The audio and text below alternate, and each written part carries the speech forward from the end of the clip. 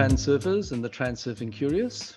My name is Xavier Waterkane and I'm here with Renee Garcia, and this is Reality Transplaining. Yay! Yay! And today we're going to talk to you. Today we're going to talk to you about. Let's try that again. Today we're going to talk about accountability, about Love it. doing a personal audit and understanding the relationship between who you are and your experience of reality, which is what accountability actually is. Taking into account the relationship between who you are and what you're experiencing. Yes, and I actually did an amazing practice I want to say it was about 2 years ago, and somebody told me to do this thing. I actually have a video about it on this channel. It's called the Ultimate Blockage Remover or Ultimate Blockage Exercise or something like that. I'll put the link. The ultimate spiritual enema.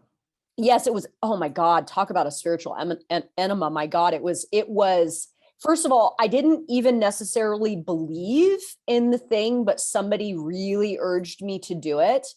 And they said, take 3 days to do it. And I was like, 3 days? He's like, no, listen, turn your phone off. Don't see anybody. Don't take any calls. Don't text. Don't be on social media. Just do this thing for 3 days. And I was like, what the fuck? Like, that's not me. Like, I'm not able to just tune out of everything for 3 days. So then I decided that I was going to do it for a day, just a 24-hour period. And I started to consider and prepare doing it for that day. And then I was like, no, you know what? I'm just going to do it. I'm just going to do it. My instinct was telling me to do it. And I did it. And I swear to God, my whole reality, everything began to sort of fall into place. From that point, it was a massive, pivotal moment in my transurfing. And this point of pivot was the point when you started pivoting from inefficient functionality to efficient functionality. Perfect. For those of you, yes. For those millions of you who haven't watched it yet, we're referring you to our other podcast, which preceded this one, which is about the 4 stages of the life arc, from inefficient dysfunction to efficient dysfunction to inefficient function to efficient functionality. Yes. So accountability will help you with the bridge between. Well, it actually helps you in the bridge between inefficient, well, actually all of them, when I think about it. If you can take some accountability no matter where the 4 life stages you are, because there are going to be 3 cusp points between the 4, at any of the cusps you can start using accountability as a tool to get you to the next level, the next stage.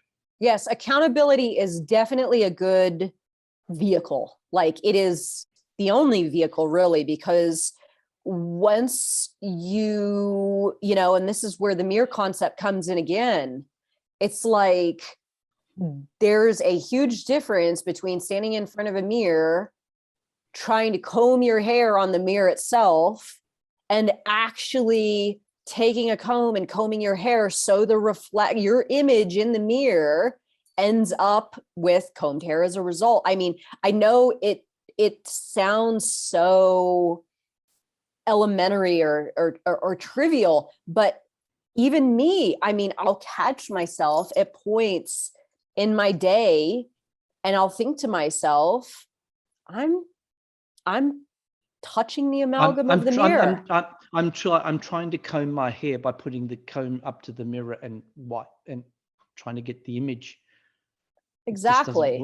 It doesn't work. Everything begins with the state of being that you're in, and the state of your being that you're in begins with your level. Is your consciousness, the level of consciousness and awareness that you have. Now, that requires accountability, which we can define as the ability to look at the relationship between you and the alternative space. It's a way of just saying, in what way is who I am affecting my experience of reality? That's all it is. Yes. Yes. So I'll repeat that for the benefit of everybody else out there, millions of people watching it. Who I am is what I experience. Yes. Yes.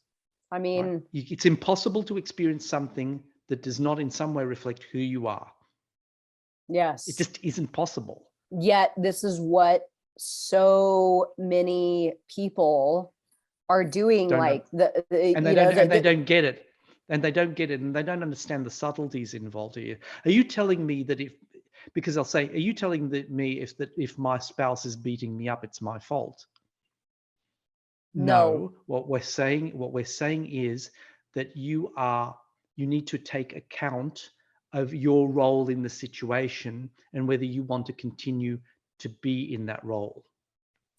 Yes. And also, when it comes to the whole, like, when you are a proper victim of something, right? When you are a victim of some type of abuse or harassment, or, you're in a relationship that's dysfunctional and you're taking the brunt of some sort of whatever dysfunction, when you don't have the awareness, and this is where, my story originated. I didn't have the awareness to understand that I was simply perpetuating a lot of stuff that I had been exposed to, such as an abusive biological father and all kinds of weird stuff that I just took on, right? But it wasn't that when I ended up in an abusive marriage, it wasn't that I was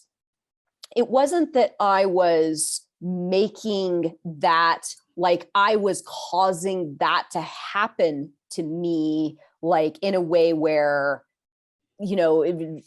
I was creating that version of reality by what I was putting out, because I didn't understand any of that. It was my lack of awareness. It was my lack of awareness. It wasn't that I was making that. Yeah, well, exactly. You can experience through an absence as much as you can through a presence. This is what the real take home about this is. If you're being abusive to other people and somebody eventually takes revenge on you, you're actively doing something. You can then say, well, if I'm taking account of that, then I can say, well, it was my fault. I behaved badly to a person who reacted that way, and sure, I have to own that. But you can also, but your experience of reality is also a result of the absences. An absence of awareness of something will leave you vulnerable to energetic forces that will want to exploit that. Yes. We had this discussion a few podcasts ago when we talked about children. When we are children, we are inherently vulnerable. And we don't have the awareness to understand. We don't have the awareness, right? Yes. Yes. And so if we, for whatever reason, find ourselves in an environment which will respect our boundaries and respect our vulnerability and respect our lack of awareness, then we will be protected from our own ignorance. Yes, but if we don't, it's not a child's fault. When we're children, it's not our fault that we're children. It's part of the journey, right? It's part of the deal. Yes, absolutely. Right? As part of the endless journey of the soul, part of one of the things we experience are various ways of being vulnerable, and also the way that various ways of being vulnerable are either nurtured and respected or distorted and violated. Yes. Right? Or develop into learned helplessness. Exactly, and all that sort of stuff. But it's not a child's fault they get beaten up. Exactly. The child is simply being a child and being vulnerable. Now, that doesn't mean that there aren't challenging children in the world who are going to push your buttons, but then you've got to find a way of managing that, because again, it's a matter of awareness and negotiating with other consciousnesses. But accountability is asking yourself, who am I in this situation? Well, so a lack of accountability, and I'll speak from my own personal experience. Like, I was that abused child, and I carried that, all that that programming, first of all, but that lack of awareness of what was actually transpiring. Hey, I'm just a vulnerable kid and people are taking advantage of me, right? Instead, what I did is I viewed it as I did something, or if you're constantly told as a child, it's your fault, you're a bad kid, you did that, yeah, and you don't know any better to sort of short circuit that dysfunctional, toxic message, you're going to take that on, and then you're going to think that and then you're going to get to that point, which a lot of adults are still in, where they feel that they're responsible for everything in their lives. yeah. But you see, they mistake responsibility with fault, and transurfing isn't about pointing the finger of fault and saying you're a sinner, you're a bad person. It's about saying, well, have a look at who you are, have a look at the role you're playing in that, and acknowledge that there has been an error made somewhere, or there is an absence somewhere that has left you vulnerable to that experience, and fix it. Take control. Take control. Take whatever control you can get, depending on your level of consciousness. Yes. Open yourself up to possibilities, to a vision, to a slide, if you like, that will be the first frame in a new movie. Exactly. Because that's all a slide is. It's a frame from a movie. Yes. Yes. Right. So but that's a reality transurfing technique. You actually have to practice sliding. Well, I think where a lot of, and again, I'll speak from my own personal experience, when I encountered abuse, like for a long time, I didn't know first of all, I just assumed that it was the way that life was, because that's really all I had ever known, And then when I started to think that there was possibly another way, my frequency was still corrupt. So I didn't really know how to get out of those versions, those layers of reality where the presence of that sort of stuff existed. Yeah, you were reaching for functionality, but you weren't very good at it. Yes. You could see it in the distance. I could see it in a distance, but again, prior programming, faulty beliefs, generational, corruption, all that kind of stuff. It was like, okay, well, I know it's fucked up, but like then there's that learned helplessness, right? Where it's like, okay, well, I know it's fucked up, but I don't know what to do. And I would think to myself, although I would argue that is actually the process of beginning unlearning helplessness. Yes, but at the time you don't know that, right? You're just exactly. You're so when I got out of my abusive marriage, I found myself into a relationship with another man, even though I told myself I'm never going to allow that to happen to me ever again. A year into our relationship or whatever, we got into an argument in the kitchen, and he pushed me against the cupboards, and I was just like, why is this happening to me? Why is this happening to me? Right? And which is actually a very good question. It's a good question. Why is this happening to me? It's an excellent question. Because it's a question that begins the healing process. Because prior to that, it's like saying, you're saying it's other people's. You're looking at other people and looking at them as the origin of your problems. Yes. Yes. Right. And on some level, yes, they are, but they're simply acting out their own crap because you've created a space in which they can do it to you. Perfectly said. Perfectly said. It's not that I'm asking to be abused. Yeah, it's that. No, it's just simply you've left yourself open to abuse, which is different. It's not like saying I'm a masochist. I just really get off on being abused. It's like saying I don't know what part of me has left a space available for that, and that's true of every interaction with everybody you'll ever meet. whether the interaction is positive or negative, is what space are you creating to allow that aspect of that person to come through? Yes. The consciousness that you currently hold does not Yes. support you understanding that you are essentially opening yourself and allowing yourself to remain open, right?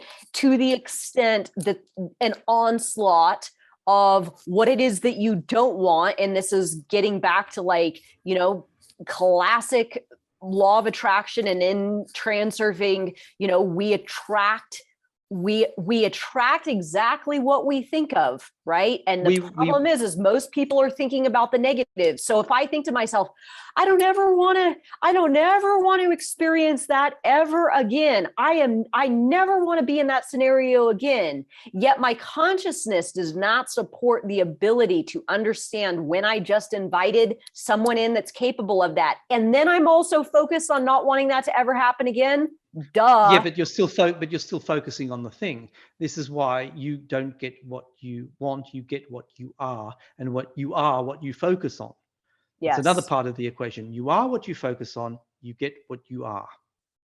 Right? So, focus on something. I become the thing that because I become the thing I focus on. If I focus on health and mental health, physical health, beauty, productiveness, flow, joy, eventually, because there's always a lag between the mirror and what actually happens, because the mirror only ever shows you your past. So you don't look at the mirror. Stop looking at the mirror. You go back into yourself. You go center screen on everything. Center screen. Align. Turn away from the mirror. Close your eyes. Turn the mirror. Close your eyes to the mirror and go center screen and say, okay, my point of power is now. I will take accountability for what I'm experiencing now. I don't have to keep ideating the past. I don't have to keep bringing that up. I don't have to keep bringing up all the injustices, all the horrors, all the nastiness. No, I will now slide. Yes. I will now create a slide.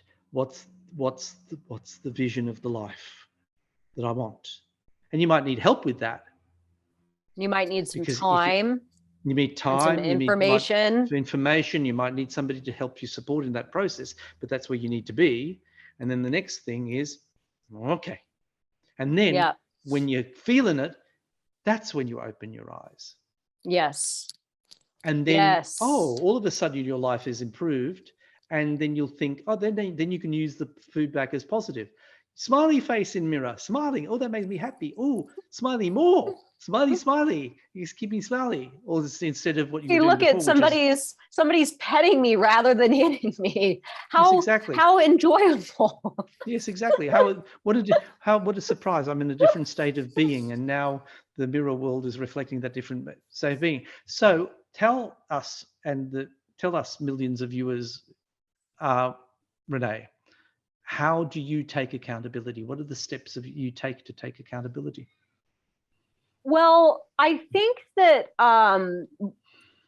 my first step, and I haven't had time to think of this, so I'm just going to talk about what comes to me like immediately.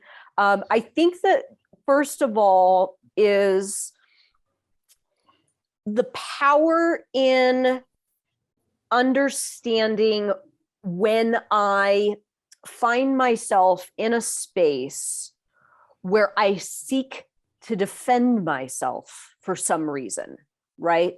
So let's say my partner says, oh, Renee, you've really been, you've been slacking on the housework because you've been working so much, or we had this thing and you canceled it, or whatever. Or maybe it's something with somebody not being happy with me professionally, whatever it is.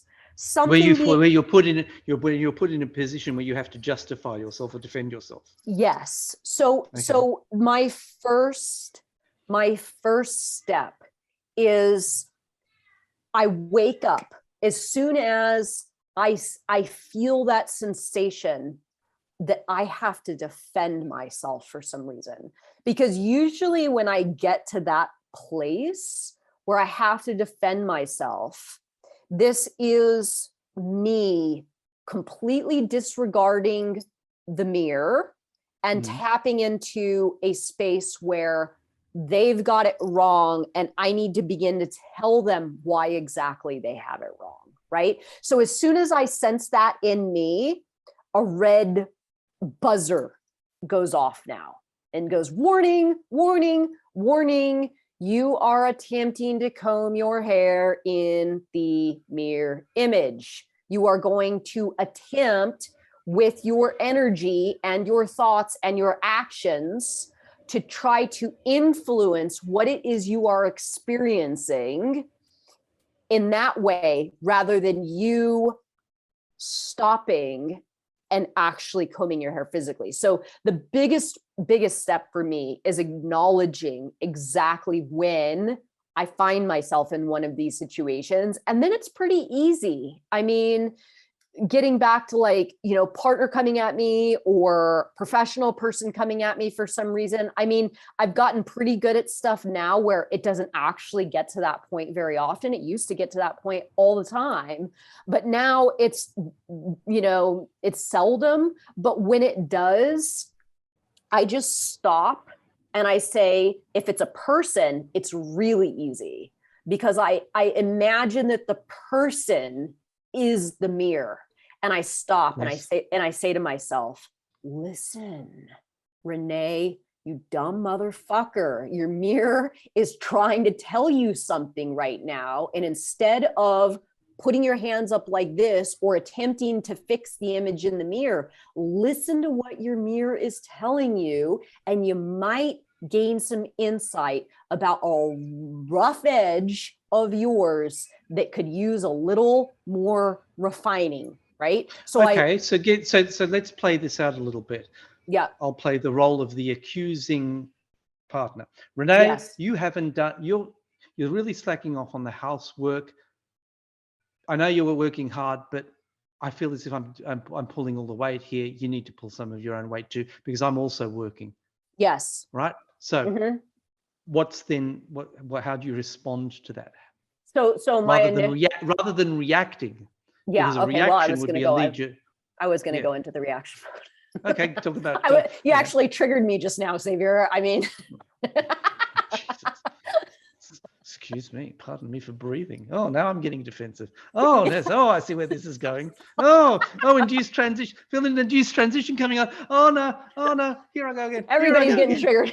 We're all getting triggered. Oh no, here I go. I gotta go right off the screen. Big oscillation. Quick, get control of yourself. Yes. Stabilize in the alternative. Stable. Find a life track. Okay. Alternative space can be. Right. Ooh. We're lifted. Yes, you're there. Right. There you are. We're back in alignment now. You know, okay. It's funny that you just did that, because that's kind of what it feels like when I come to this realization. You know, I'm thrown off because I'm triggered. I seek to defend myself. Then I realize that that's not what's going to help me. What's going to help me is to listen. But there is this oscillation and it could even be just a short period of time, like 15 seconds or a minute or whatever. But it's about finding your equilibrium very, very quickly and just listening. And what I like to do is I like to imagine when I'm in any exchange with anyone for any reason, my recent business exchange that I had, Xavier, that you know about, that I practiced it in the moment to the best of my ability. What I imagine is that the other person talking and telling their case, explaining their perspective, justifications, or their what it is they're doing, their position. I imagine that it's me, right? I imagine that it's me and I'm saying those things to someone else, and then I respond accordingly. how would I feel if I'm in that position? And what would I like to see if I were in that position, bringing those grievances or whatever they are to a scenario? So then all of a sudden, my little butt hurt, like triggered, narrowed perspective, all of a sudden Reactive self, yes. reactive self, all of a sudden it's wide open. I'm me, but I'm also them, right? Yes. I can see the scenario from an objective perspective, and this allows me to approach with my response that I would want to experience if I were on the other side. And often, I think, well, you're experiencing something with multiple subjectivity. It strikes me as being the exact opposite of narcissism. It's because narcissism is about the inability to empathize with other people because you're so wrapped up in yourself. What you're demonstrating in that is the exact opposite of that. It's the ability to say, wait a minute, I'm not the only consciousness here. yes.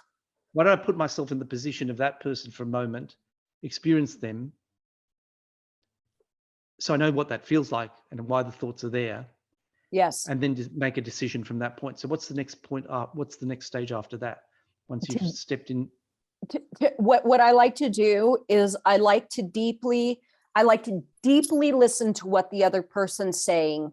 And what I like to do is I essentially divide the information into two different piles. Mm-hmm.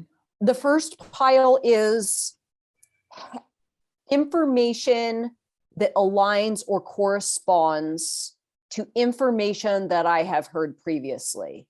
I'm the common denominator, right? Yes. I'm the common denominator.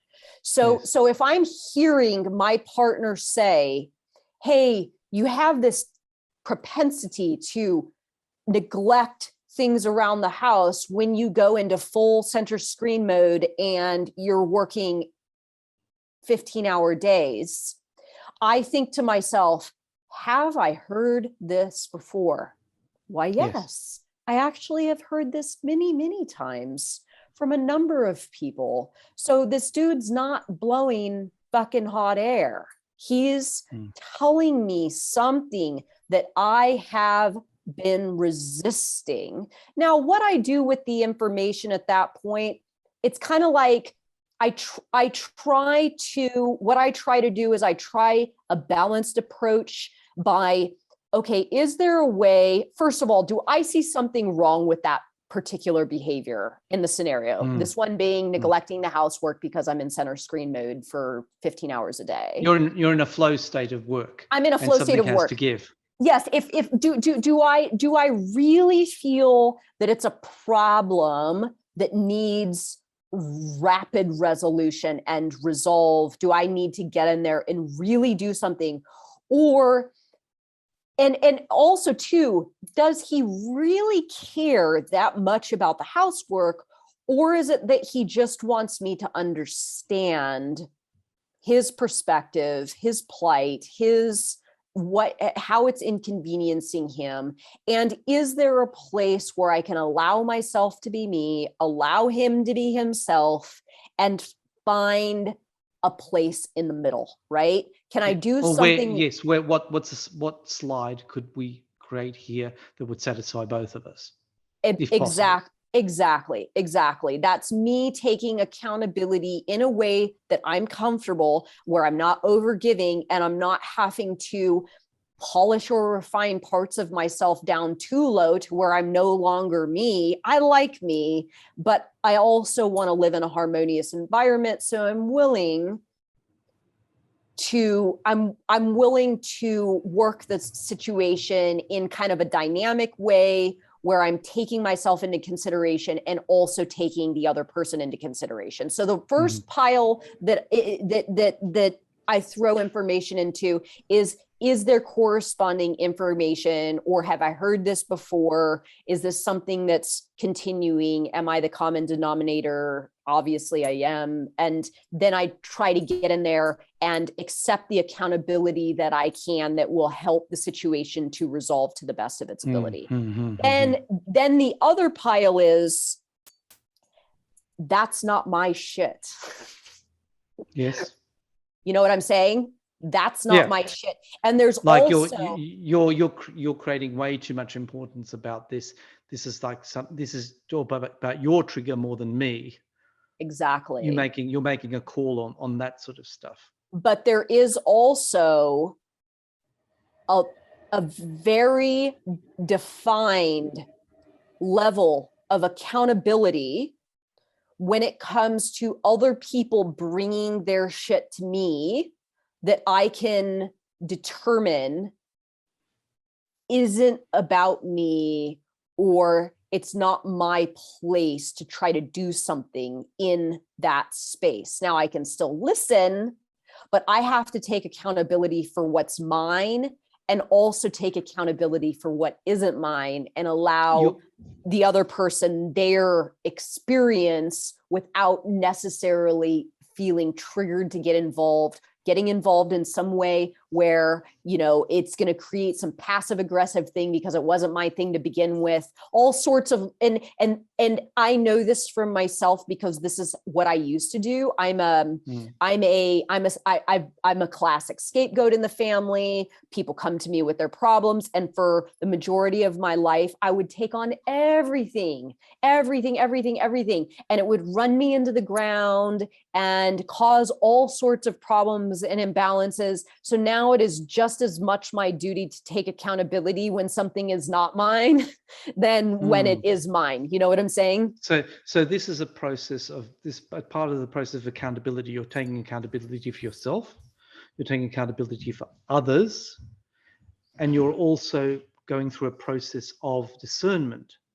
Yes. What's my pendulum? What's not my pendulum? Yes. That's not my pendulum. That's having to do with you. I have not asked that of you. I have not required that of you. You have put yourself, that often happens. I often find myself in situations where people have projected stuff onto me and they say, but I remember a classic situation somewhere, a friend of mine once said, I do all of this stuff and you don't appreciate it. And I said, A, you're right, I don't appreciate it. B, I never asked this of you. C, I can live without it. Yes. You're putting this out like something that's of great value to you, but you never consulted me about whether or not I thought of it was of any value. Yes. You're doing it for me. Well, no, you're doing it because you think maybe that's what I want, or less generously, you're doing it because you feel the need to do it and you need to justify doing it. And you're using me to justify doing this that I have now asked for, that I do not want and that I don't need. Yes. So and I think you need to look at that. Yeah, coming to the situation with an expectation that you're going to take that thing. Yes, while at the same time telling me that you have no expectations. Yeah. Exactly. How screwy is that? So we end up having a conversation where I make my boundaries very clear. Feel free to continue doing this as you like, but if you don't do it, I won't miss it. Yes. So don't continue to pretend that you're doing this for me, because you're not doing it for me. You can continue doing it for yourself, but don't put that on me. Not my pendulum. Yeah, I didn't have that language back then. I didn't have that language back then, but that's what goes through my head now. Yeah. It hasn't got my name on it. Not my pendulum. Yes. And this is so accountability is two-way. It's not just about your own accountability. It's accounting for other people and what they're doing and how they're doing it. Yeah, create your own reality, or one will be created for you. It is absolutely crucial to be able to understand and call out when you are allowing someone else to create a reality for you and you are choosing to buy into that version of reality. I'm very steadfast in my version of reality that I'm currently experiencing because I've spent a lot of time tailoring this reality, and I'm not about ready to let somebody come in and be like, no, this is the real reality. And, you know, you need to do this and you need to be like this and all these things. I'm like, no, this is my version of reality. That this is how I understand it. That's your version of reality. That's how you understand it. It doesn't mean that I don't take accountability when I'm wrong, but I definitely have a line in the sand, you know? And yeah, from a wider perspective, you need to take account again of the space that you're creating. I have created a space through either neglect or inattention where you have allowed yourself to spin into this thing, right? Yes. I didn't even notice that you were spinning your way in there. I made a classic mistake with the same person that I'm alluding to, years ago. I'm sorry, I'm recording. This is like, hello, can you please respect my boundaries?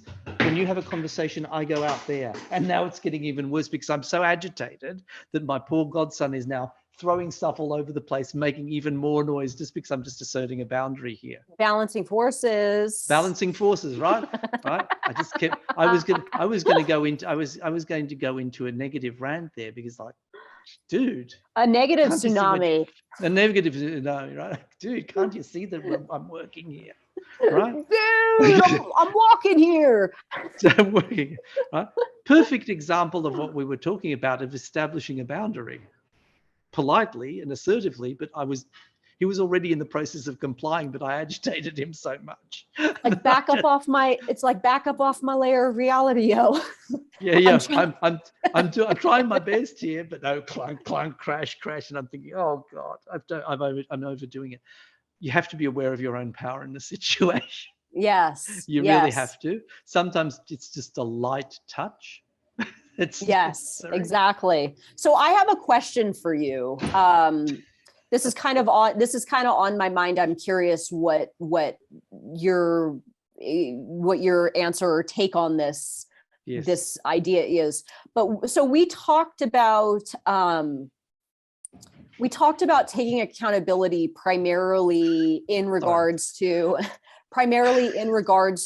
relationships, right? Yes. In especially if there's something that's off balance, abuse or something that really isn't suitable for you in your layer of reality, and taking accountability to the extent where you can start to raise your level of consciousness about why you are in that situation in the first place and how to get yourself to a better version of reality without the presence of whatever the imbalance is.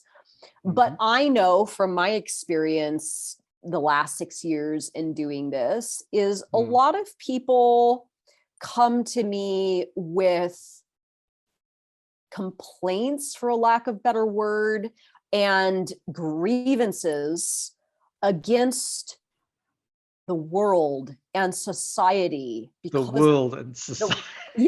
The world and society because of their financial status. Right? Money again. Money again, exactly. But a lot of people, I think we need to do another podcast about and call it money again. Yes, money again. But like a lot of people do feel victimized by the financial system, right? That maybe like, okay, for me, and I mean, this is why I can speak to this. For a long time before I figured out how to make money, I definitely was like in this woe is me. I'm uneducated. I don't have any skills. God damn it. Why did I need to be born into, a family that didn't nurture me or help me to flourish in a positive direction? And I definitely held a victim mentality about my financial stability, my financial wherewithal, all that kind of stuff. So how does somebody accept accountability for, so let me give you an example. There was a woman that I'm still waiting for the question. Yeah. It's like it's going on and on like an epic. I'm wondering if there's a question. I know there will be a question. But you see, the reason it's rambling is because you're actually seeing Renee in the process of aligning the various aspects so that you can get the right question. Yes, I'm trying to. Yeah. You see, this is the alignment process live. Yes, this is the alignment process live. So this woman was in the Facebook group right around, I don't know, 4 or 5 months into the pandemic. And I can't remember what the post it was about, if it was a comment or she made a post, but I saw this thing from her that said, oh, my business was already having trouble. But then after COVID struck, I filed for bankruptcy. I lost what little clients that I had. Well, thanks a lot, COVID. And I remember seeing this and thinking, oh my God, she's got victim mentality about her finances in COVID. So how does someone right in this moment in space and time that feels as though they have been victimized in circumstances in life to an extent that has led them up to a point where they feel as though they do not have what it is that they have, that they want, and they feel victimized by circumstances, situation, COVID, whatever it is, how does somebody in that moment wake up to, I'm going to take accountability for this now. I'm going to take accountability for this now, and I am going to turn it around and start the process. If there's a situation where they're devolving, right, going into induced transition more and more and more, I'm going to start the process of like halting myself there, reversing myself out of the induced transition, getting myself up to ground level, and starting the process of accessing the wave of success. Instead, how does one take accountability for a scenario such as this that is finding themselves this place in space and time? How That's do you? The question. Okay, that's the question. Okay. Yes. Okay. So, all right. Is so it too simple? No. It's no. But questions are easier to ask than answering them. So bear with me if this is an extended answer. This is how it works. Let's talk in a parable. The woman is basically saying, I'm a fisherman. My fishing boat was already leaking. It wasn't very well built. Then along came this big storm and completely trashed the boat. Holding on to a bit of wood from the wreckage of my boat, I managed to make it back ashore barely alive. Thanks so much, storm. Yes.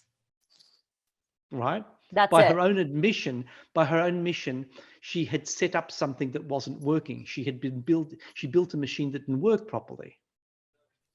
And she was blaming the storm for an inefficiently built machine. Yes. Right? She's a fisherman with a fishing boat, but the fishing boat wasn't well built. It broke apart in the storm. It would have broken apart anyway. Yes. Unless she'd learned how to build a better boat. So what does the fisherman do when there's a storm raging and the fisherman can't fish? The fisherman is on shore. The fisherman starts mending nets. The fisherman starts taking accountability of their skill level and asks themselves, how can I be a better fisherman? Or even better question, why am I a fisherman? Why have I chosen to fish rather than to hunt or to grow crops? Why am I not a farmer? Why am I not a shepherd? Why have I out of the options available to me? Or maybe there are other options that don't involve being in the primary industries in the first place. Yeah. This is what I teach in my Mo Money course is like, exactly this, bring your boat ashore and figure out a new thing to do. Sure. Look, I'm going to big confession time here. It took me years to work out, because I had this core belief that making money was an unpleasant experience. That there wasn't a way of making money in the world that I would find pleasant. All jobs sucked.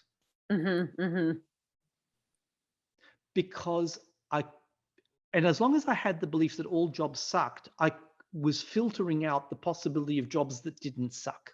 And by job, I don't mean necessarily employed work. I mean, you can self-create work, right? I had to ask myself, Xavier, your priority has always been to feel good. You don't want to be feeling bad because you had a crappy childhood where you were feeling bad a lot of the time, and you were stuffed if you were going to continue feeling bad as an adult, because your adulthood was going to be much longer than your childhood. But at least in your adulthood, you had a certain amount of power to experience a different sort of reality. So to that woman, I would say, what do you enjoy? I understand that you have to put food on the table at the moment, but just do the minimum necessary to put food on the table, even if you're working a crappy job. But while you're working that crappy job, set a limit on what that crappy job is for. This is a means to an end. This is just to put food in my belly and roof over my head, clothes on my back, keep the electricity running and the water running by minimal needs, so that I can then spend the time necessary to work out who I am and what I and to work out my optimal life track.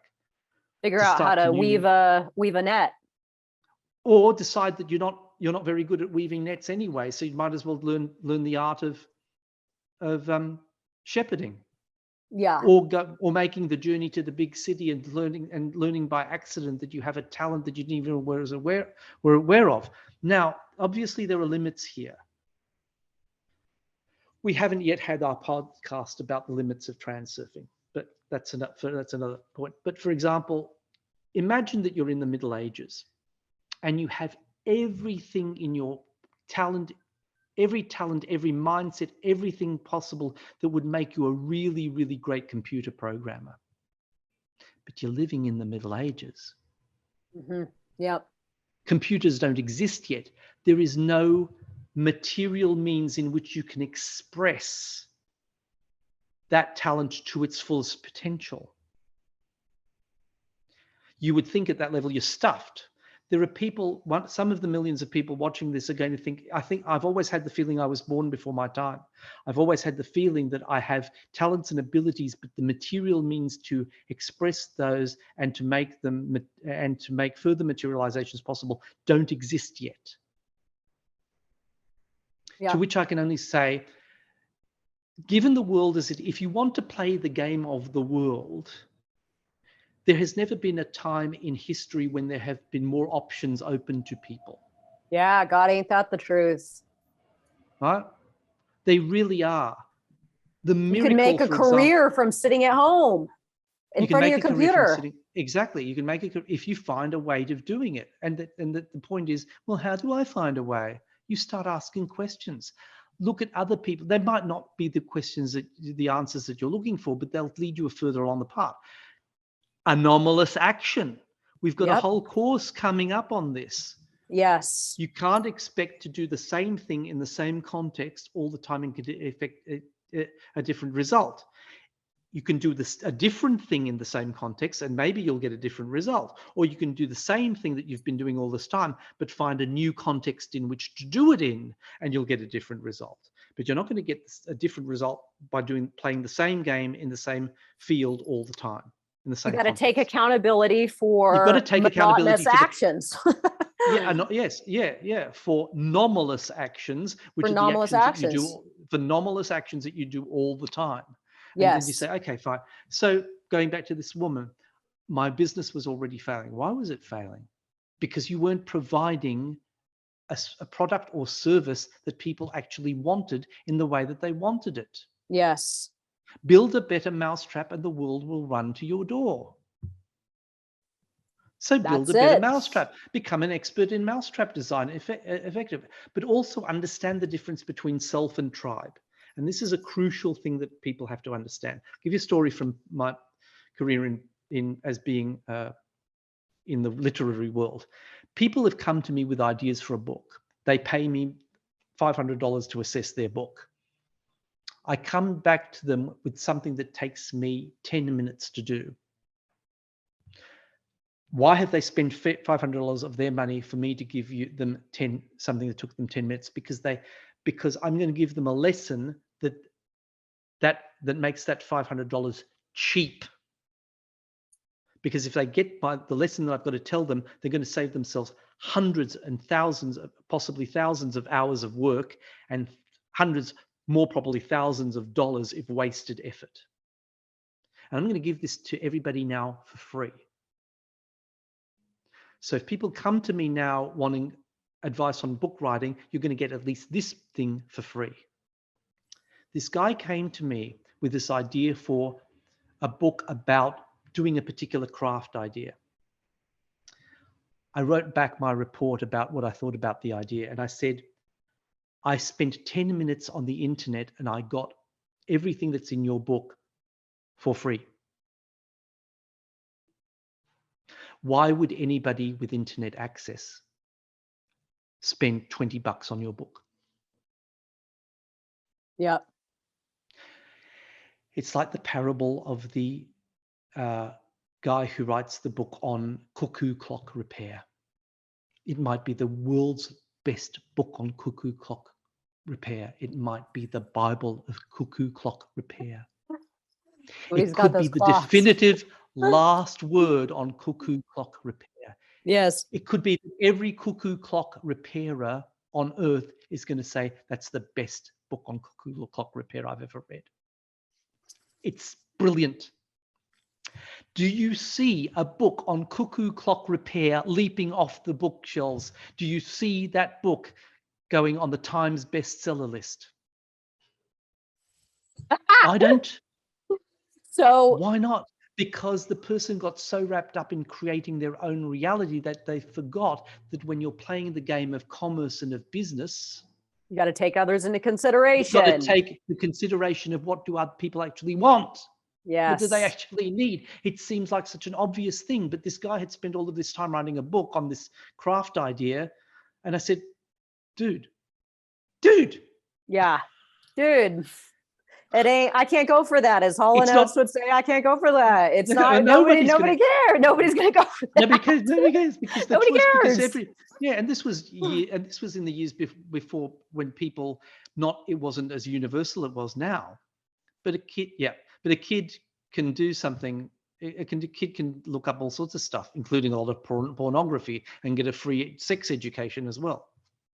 Yeah, I mean, at this point, but there's a lot of different things that people want. Like, it's just, you're totally right. You've got to take accountability. And this is where I try to lead people when they come to me saying, I need more money. I'm like, stop thinking about what you need. Stop thinking about you and start thinking about other people and what they need. And they're in your solutions in there. And that helps you compose the slide. Yes. Because you can compose the slide in which you're interacting with the people you don't even know, and they're telling you, this is a great idea. Let me pay you let me pay you for this. And you play that slide over and over again. You imagine people giving you money in exchange for something. You recreate the feeling of what it's like to create something of value that other people exchange money for, right? Yes. And then you let that slide go, and then you open yourself up to higher awareness, and you say, okay, higher awareness, I'm ready for inspiration. And then suddenly inspirational thoughts start filtering through your filter. And opportunities and other opportunities, people, and all of a sudden, and then you would take your willingness to take an anomalous action. Yep. All right. There it is. I've never done this before, but obviously I can't get there from here. But this call, the siren call to do something else, is calling me. But I'll go there, and I will be able to get there from this new place. Yes. And it's simple. It's so simple in principle. It's just really tricky in practice because it's a lot of work to sort out all of your crap before you can achieve that level of consciousness to be able to start doing that. To be able to remove an idea like every way of making money is unpleasant, until suddenly you find one day that you're making money from something that you don't actually mind doing. Yes. And you think, oh yeah, I can continue doing this. And even if all the energy you can muster is, at least I don't mind, at least I don't hate myself every minute of the day doing this for a moderate amount of money that at least fulfills my needs. And then it's a better way of subsistence before you find the big thing, the thing that utterly uses all of your resources, that you totally get turned on by it, that you look forward to every day. And all of a sudden people start paying you money for something that you really love doing. I love it. Wow. That's taking accountability. That's taking accountability. That's taking accountability. And that's which brings us back to the power of the topic, the label, the title of this podcast. It's the power of accountability. Yes. The power What of accountability will do for you. Yes, exactly. The power of accountability lies in accountability's ability to help your responsibility, your ability to respond to a situation rather than to react to it, to look at it analytically and to say, who am I? Who am I that I am allowing the space for this stuff that I don't like to happen? A part of me has already decided what the solution is, and that exists in the alternative space. Now the question is, how do I change myself to open myself up so that that alternative space, life path, lifeline, world line, and I align with each other, and then I can start walking that walk. That's what Love this is it. all about.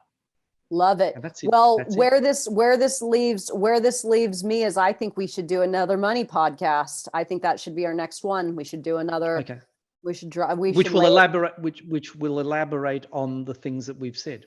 Yes. I think that's an excellent choice. Because money pushes so many buttons. It just does. Because it's all about survival. As we learned with the money podcast and the response from the money. Yes, exactly.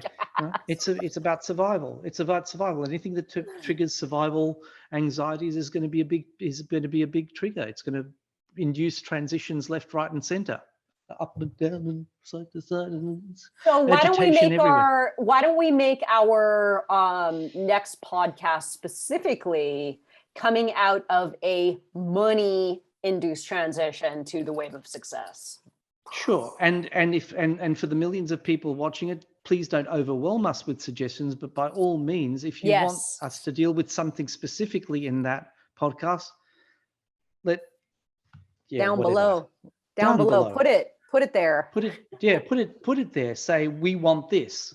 I mean, it's nice to get comments of how wonderful we are, but it doesn't, and that's lovely. And I really appreciate being appreciated. Renee appreciates being appreciated. But at the end of the day, give us something that we can use to help other people in your position. Okay. Give us. Say, we want this. Help us to help you. I felt, yes, help us to help you. There was a fellow who posted something recently. He specifically requested positive induced transitions. Let's talk about, do you remember that one? Yep, sure do. Yeah. Shown up. So let's show up for him and for everybody else who wanted that question that didn't need to be asked because he asked it. And let's just say, okay, positive induced transitions in a monetary context, or money and positive induced transitions. Love it. That'll be the next one. Positively induced money transitions. We'll get there somewhere. I'm aligning. This is the process of alignment. Yes, we're a live alignment. This is basically what it is. And as far as money is concerned, positive induced transitions. And then we can talk about other positive induced transitions with money. Sounds good to me. All right, everybody. All right. Thank you for tuning in. Has this been useful? I hope it's been useful. Okay. I think it has been. That was another feather in your cap for sure. I liked it.